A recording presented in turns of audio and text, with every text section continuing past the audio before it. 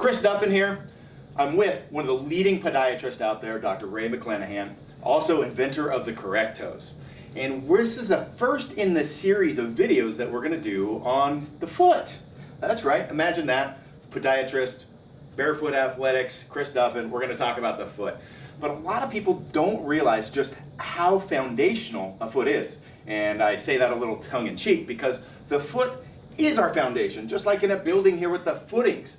They're built into the ground, and this rooting concept, everything that we do is built off of this system. If you're in athletics, all the power is coming from the floor to outward. And if we don't have the foot correct, it's going to lead to issues downstream, and many issues. And this is because the foot covers so many systems. If we look at it from an engineering feat, it is absolutely phenomenal.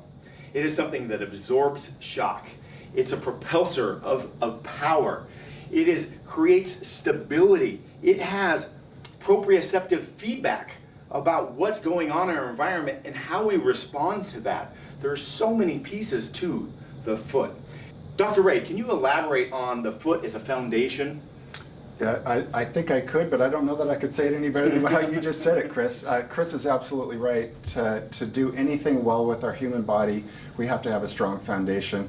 And as I was thinking about spending this time with Chris today, I was thinking about some of the conversations we have with people about their feet. And one of the interesting features about feet is oftentimes we don't really understand how valuable and important they are until we get an injury. So Chris is absolutely right. Super, super important. We're hoping to help you folks take the best care of your feet as you possibly can. Yeah. So Dr. Ray, if we're thinking about the foot as a foundation, a lot of times people have injuries in various other areas of their body, and they don't think about the impact that the foot may have had in leading to or facilitating a problem with the hip, the back, the knee. How often do you see people as it relates to this? Yeah, Chris is right.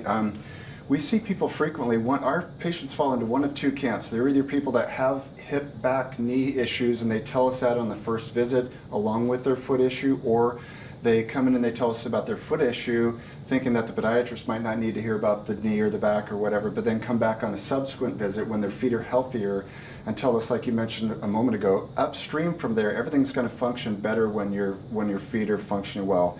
You guys might have heard the old adage, when your feet hurt, you hurt all over, and that's really, really true. If your feet don't function well, some other part of your body's going to have to do the work. Yeah, and it's just like our building here with the foundation here.